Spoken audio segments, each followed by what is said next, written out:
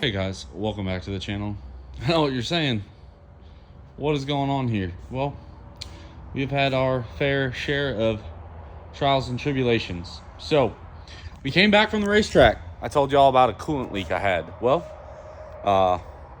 coolant leak was that loose water pump bolt, pressurized it. Oil cooler gasket was leaking as well. No big deal. Pulled the oil filter off, and we had metal. I'll put a picture of it. It was a lot. I'm like, damn. Cut the oil filter open. Metal. A lot. I'm like, damn. I had about, I'd say 15 minutes of why me, poor me, before I went back to my usual no-quit self. I had a few friendly phone calls with Meyer, Whitley, Ethan, and I said, screw it. Even with my hurt finger, I'm going to pull it. So Sunday is when I found this problem. Saturday, I basically rested my finger. Sunday, around 3:30, this engine started to come out. Got it out in about 3 hours by myself. Not ideal. Really hurt my finger. If you would have been here, I'm sure it would have been nothing but the finest curse words. But we got it pulled out. Pulled the oil pan off. Full of metal. Not sure if I got a picture of that. But main important thing is it's back together. Now, I would like to thank Steve at New Performance Auto. On Sunday at 10 o'clock, I hit him up at night. Drove up there. He let me use the lathe, polish my crank. While I did that, Steve helped me with the rod and then helped us press a gear on. Now, I just want to preface this. This is not Wagler's fault, okay? I guessed on rod bearing clearance, and I guessed wrong. It's okay, you know. You guys know I keep it real. You guys know that I don't have engines built by shops. I like to do it myself. Win, lose, or draw, you know, it is what it is. Now, I want to take a second though to appreciate this. Our filter, actually I still got the filter. Check this out. All right, look at that. Full of it. Full of it. So, what ended up happening is number 6 rod bearing is the last thing to get oil. I think what happened was we had a oil volume problem on rod number 6. I think cumulatively throughout the engine, the oil clearance was a little too big. Now, the reason why I say that's okay is it was on me. The Wagler Extreme Beam rods are very heavy. I decided to, I guess, defer from what I normally do. And I went pretty big on the rod bearing clearance, and I think that's what took it out.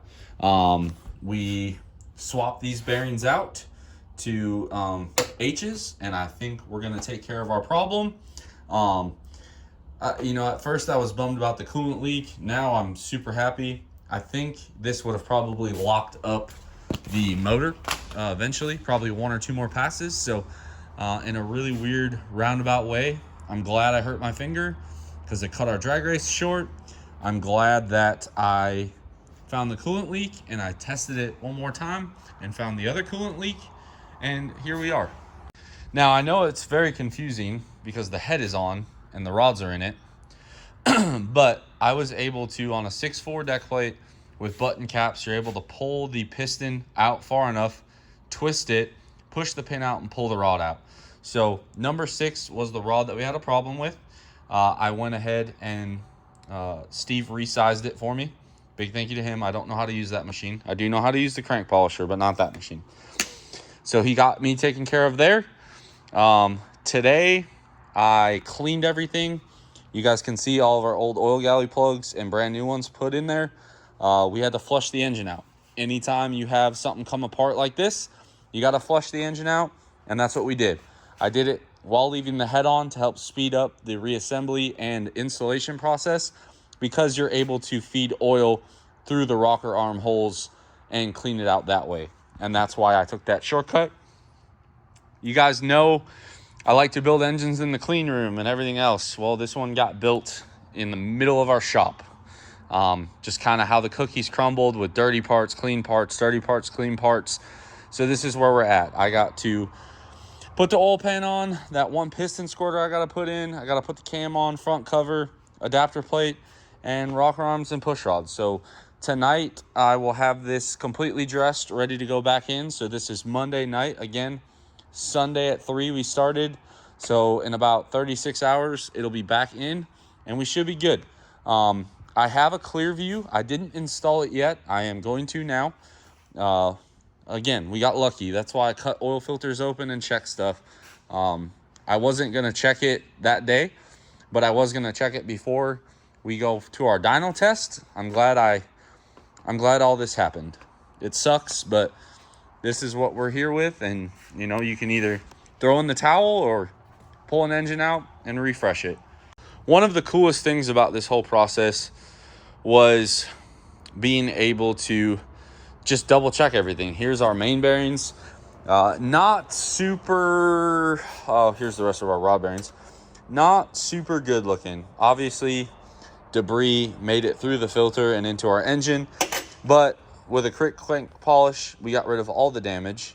Our oil pump even survived. I'm gonna swap this out, but that one, I mean, I could reuse it. And that's it. Cleaned everything up, got it all reinstalled, built the engine backwards, and it is what it is. Like, crap happens. This is why I like being able to build stuff. This is why I like knowing how to do this stuff, because when stuff tears up and crap hits the fan, like, it's really awesome to have New Performance Auto so close and Steve have all the tools and stuff, and we can get it fixed. And I in a way, I feel like Steve probably likes it too, because all he's got to do is just help me set up some machines or machine something for me, and then send me on my way with a bucket full of parts.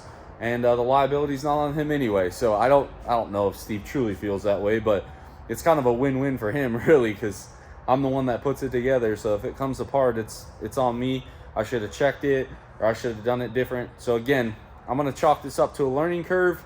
I'm going to go back to the rod bearing clearance that works on every other engine I've ever built. Never had a problem.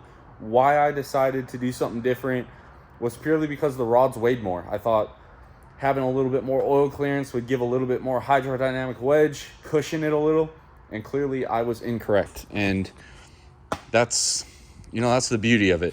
I'm out, couple gaskets, couple days of my time. Who needs sleep anyway? I'm out a set of bearings, 2 sets of bearings, and that's it. Like, we live and learn.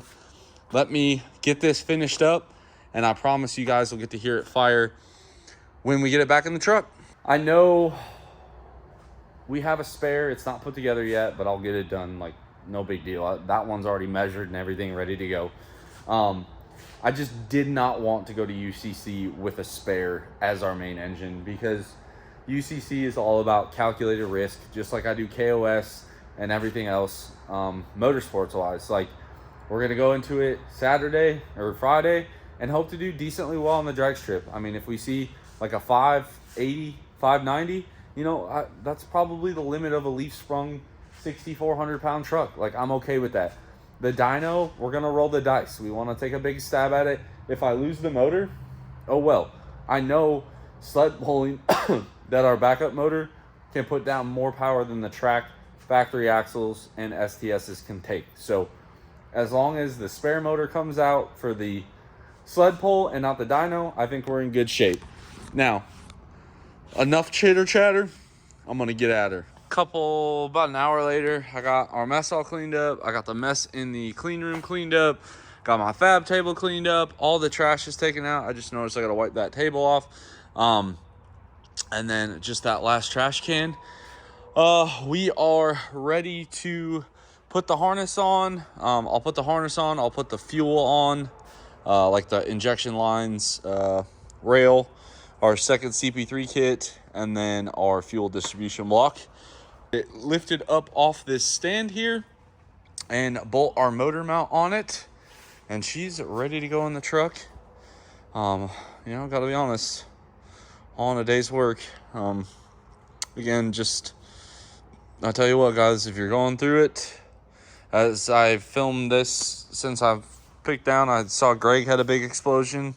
Like, you know, it happens, and there's really only two things you're gonna do. Either you fix it or you throw in the towel. Like, and it sounds like they're gonna go for it, so I'm happy about that. And this is where we're at.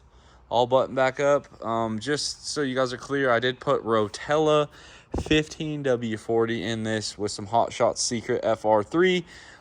My plan is to run it for about 5 minutes, dump it, maybe even do that one more time just to make sure we get all the debris out of here. I don't want this to have any issues, but looking at the oil that came out of the rockers, it looks fun. I don't see any glitter, nothing crazy, so I'm excited about that. I feel like we cleaned her out pretty darn good. Okay, this is where I ended last night. I got the converter bolts in, so trans is bolted, fully installed, converter bolts are in, and this is where we're going to pick up. I'm still working on a head gasket job over here, just your regular 6.7 blue gasket, studs, all that jazz. So still cleaning parts and stuff, but this is where we're at. The next time I pick up the camera, we should be firing this girl up. I just got to hook up the fuel stuff, the wiring real quick, put our turbos on real quick, and then our belt, and we'll fire it without the front clip on it. A little bit later, stopped an 8, so we're gonna hook up our battery. Again, injectors are disconnected, turbo kit is mostly installed. We still have to obviously put our interstage pipe on, but I mean, it's good enough for what we're trying to do. I got my hood stack pretty close. Looks like it needs to go a little bit more over, but yeah, we got that moved. And yeah, let's fire this old girl up. And just so you guys can see, most of the oil has left the rocker, so we should be able to keep track if we are getting oil to them. So again, injectors are disconnected, battery's hooked up. Let's see what she do. So far, so good.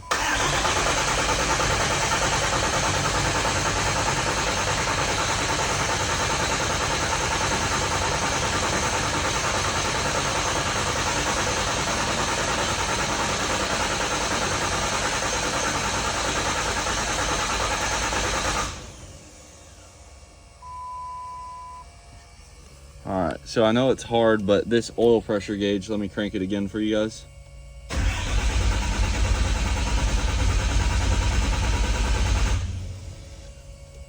You guys see how it's going up and then coming back down? I'm gonna get a jump box on this thing just so the batteries don't get weak.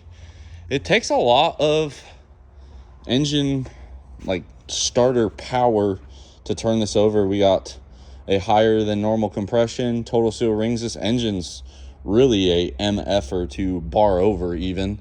You got dual pumps, got a lot going on. So, okay, jump box is hooked up. Hopefully our starter has had time to recover.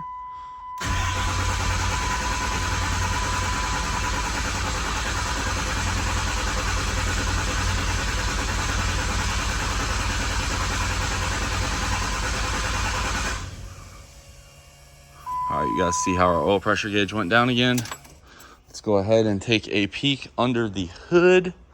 Make sure we don't have anything leaking. A lot of things got loose. You guys can see here all of the fresh engine oil. I don't really see too much debris. That looks like something that was floating.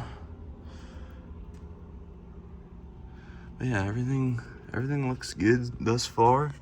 I don't hear any knocking. Again, this has Rotella in it, so you know, it is what it is. But let's go ahead and I guess fire this girl up and see how she sounds. Nothing quite like you know what they say, guys, we did it right because we did it twice, I think is how the saying goes. All right, that's plugged in, rail sensors plugged in, we should be good. See, we're gonna do this without stopping. Oh, hold on. Let me make sure my alternator is plugged in. That way we can get to charging these batteries back up. It is plugged in. All right. Let's do this. Fuel system should be primed for sure. Moment of truth. Look at that oil pressure. Guys, yes, let's go. Look at that oil pressure now. We got 85 PSI. Now this is when it gets dangerous to cold rev these, because if you rev it too much, it'll actually open the bypass on the filter. So we just want to let it kind of warm up. And keep in mind, this is only 15W40. This is not the 2050. So what I tried seems to be working really well. Okay guys, our 5 minutes is up. And now I gotta drain the oil. No leaks, no hiccups, nothing. Look at those bull burns. Got a bull burn GT 55, bull burn S400. Sheesh. Man, I am freaking pumped up. Let me get the oil dropped out of this and let me get the filter off and we'll cut it open and probably call this video a wrap. Now you don't see a lot of stuff in here. See assembly lube.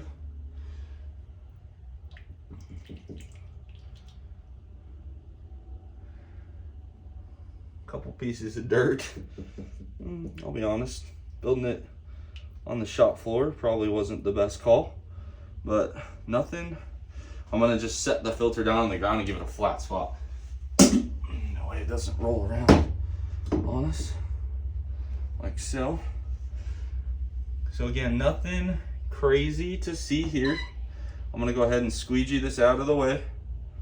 I promise you, we have no trick photography. I have honestly nothing to gain because this was a very hasty repair. But you know what they say, guys, the ones that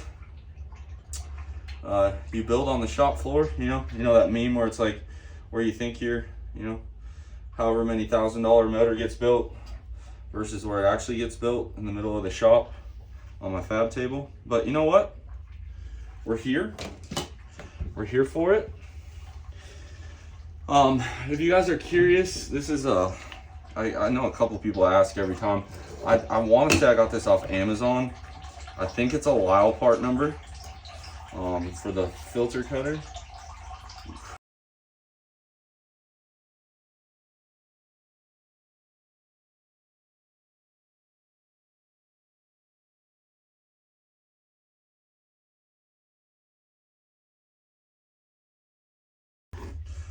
The deck plate's definitely new. All right, filter top is off.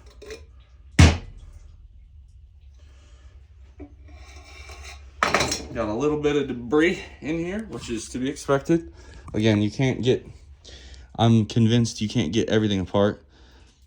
That's actually part of the filter, but this, in contrast, looks much better than what we were dealing with. As you can see, a little bit of bearing material. I'm sure some of that's new because we put new bearings in it, and I'm sure some of that is just from where you couldn't clean it out perfect. But all in all, opening up the pleats and stuff, I don't see anything crazy. Okay, so no rhyme or reason, just chose this section. You guys can see here, like nothing in here. A little bit of debris. Again, fresh engine, built in the shop floor, so definitely not ideal. There's more of this in the filter, I'm sure, but that's just the section I could easily rip out. There's what the inside of our filter looks like. Again, very normal. For contrast, guys, here is our, when I knew something was going wrong. A lot of debris in there. Then you look in the filter, there's just every pleat you open, there's bearing material. I mean, you can see like that big chunk right there. So, oh, there's the way the light's hitting it. Look at that. In closing, yeah, we had an oops, and I learned from it. I learned where to draw the line, and that's good. We also tried a little something different with the oil pressure. If it ends up working good, I'll come back to it. I don't want to tell you guys something without testing it. So if this thing lives through UCC and everything looks good, cool. I'm an open book, happy to give it to you. If it doesn't, I don't want to be the guy that gave you wrong information. So for right now, we're just going to kind of table that. I'm going to go ahead and put our turbo system back on, our radiator, intercooler, bumper, put coolant in it, tighten the valve cover, put our, put the whole truck back together. We have a dyno appointment. I'm filming this Tuesday night. We have a dyno appointment Thursday. I'm not sure if we're going to have footage of that or make a huge video. I might make a short one, but yeah, that's where we stand. We are 9 days away from UCC. So again, I mean, not an ideal spot, better than it could have been. So for here, button this up, get it ready to roll for the dyno. And then, like I said, I still got to do the window net. I got to wire in our other bottle heater. Battery pack showed up. And I still have to build our spare motor as well. So a lot to do still, but again, it's crazy how perspective, like I was sweating last week and then drag racing went well and I was like, oh, sweet. And then spare motor problems / finger problems. I'm like, damn, like I got a lot to do. Then this happened and I was like, oh my goodness, now this is over. And I'm like, oh, okay, like we can do it. So it's crazy how it like ebbs and flows like that. But hopefully you guys enjoyed this video. Drop a comment down below. 48-hour turnaround time from bad bearing to running again with, we'll put the good oil in it, fresh filter. Anyway, guys, like it, comment, subscribe if you are not already. Looking forward to seeing all y'all at UCC. Thank you guys for watching. As always, I will catch y'all on the next one.